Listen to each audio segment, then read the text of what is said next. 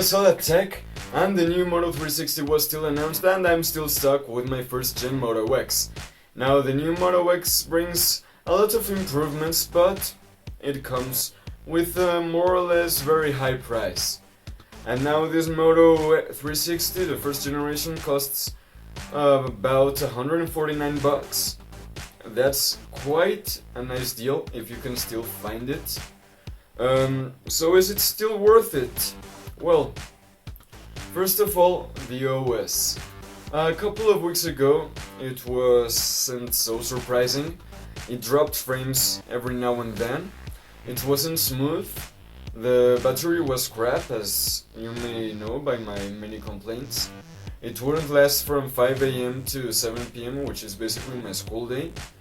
And now with the Wear 1.3 update, it's unbelievable. It brought my watch back to life. Firstly, the performance has improved drastically.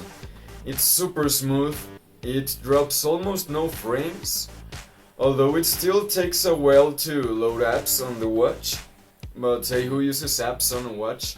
I only use a calculator and a tuner because, as you can see, I'm a musician. Although I'll tell you the truth, that's a guitar. I can't play the guitar, I'm a poser.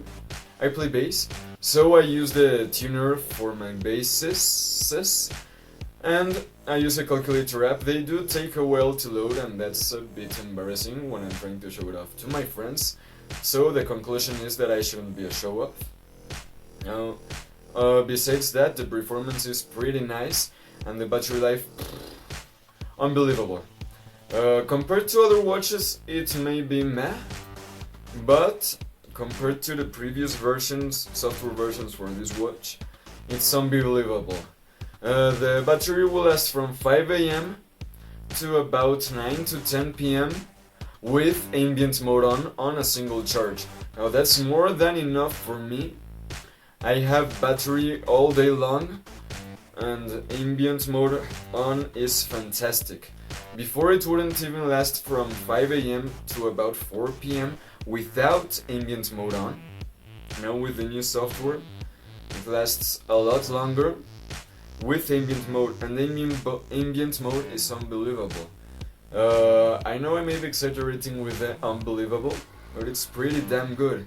Before, to turn on my watch's screen, I would need to go like this, like this, like this, then give up and press the button.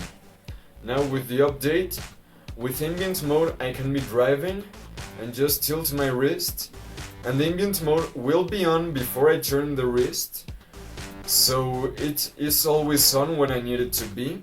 I can tell the time always.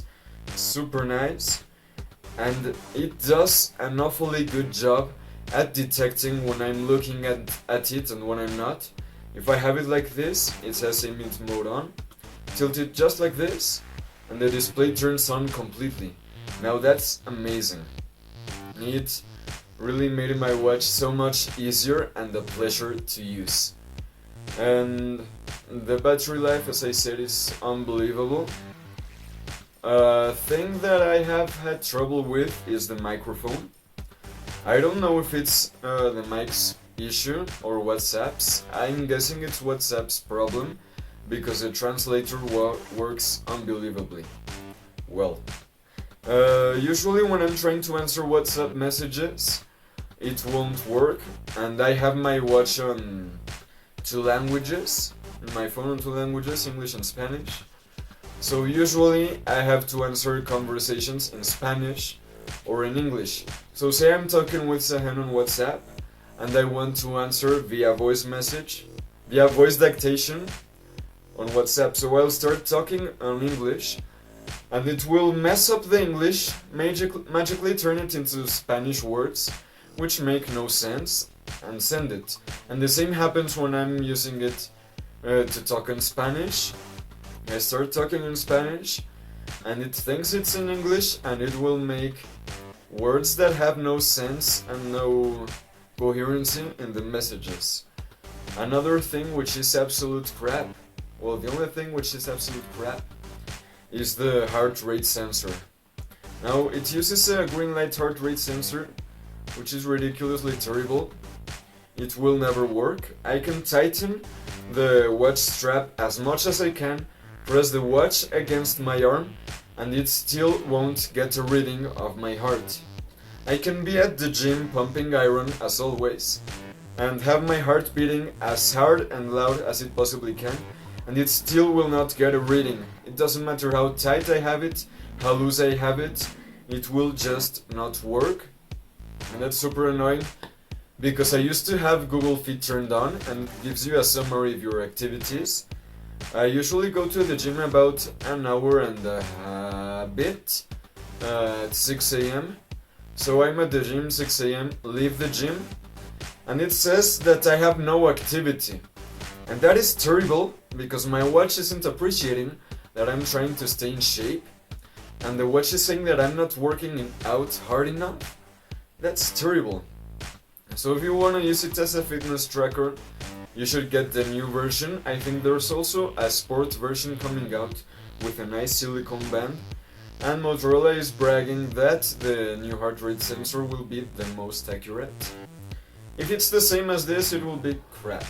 And if you're into fitness, I would still get a Garmin watch or something of the essence. Now the display. If we look at displays in general, with a wider spectrum, this display is terrible. But if you have in mind that it's a smartwatch, it's pretty nice.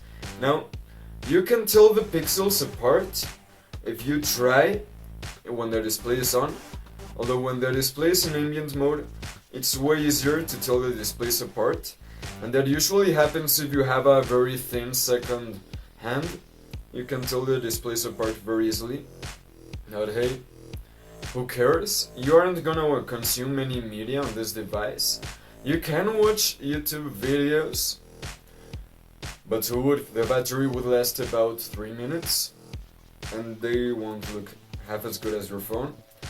So the display is good enough for a watch. It's vibrant enough, it has a very nice contrast. I really like this display. I have absolutely no issues with it. It's pretty good for a smartwatch.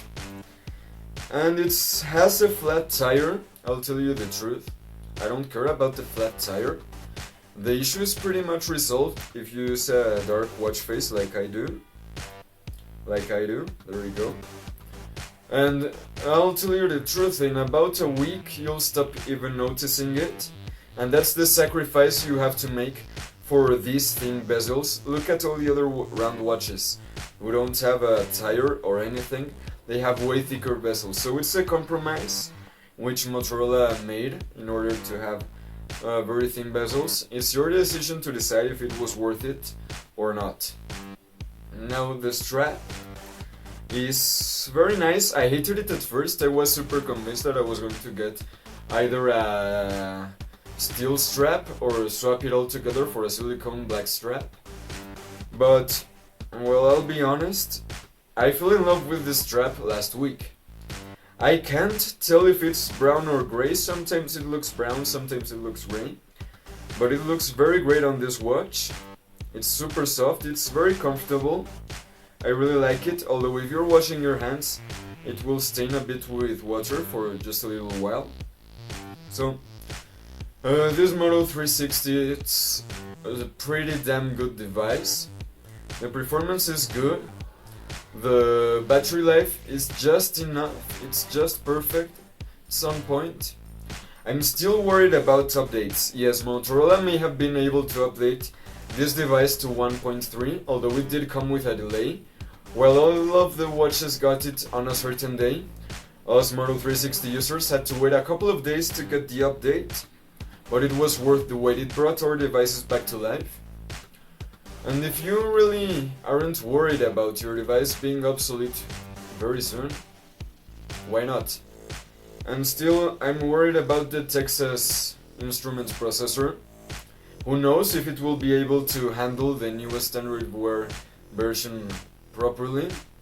It will probably be either too laggy or altogether not pushed to these devices. But it's $149, super cheap still. And well, What can I say? Before I thought smartwatches were obsolete and totally useless. I laughed at the Moto 360, and now I love it. I can't leave home without it.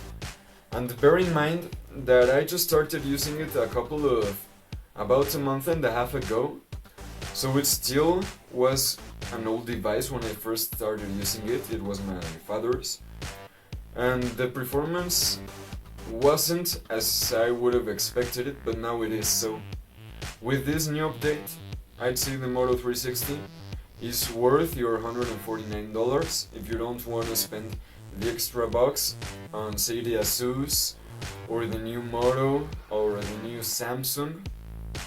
So why not give it a shot? I'm Phil Manier with Masala Tech, and this is the first gen Moto 360. If you enjoyed the video, please give it a thumbs up and a like. Check out our Twitter and our website at masalatech.com. And remember to always keep things spicy.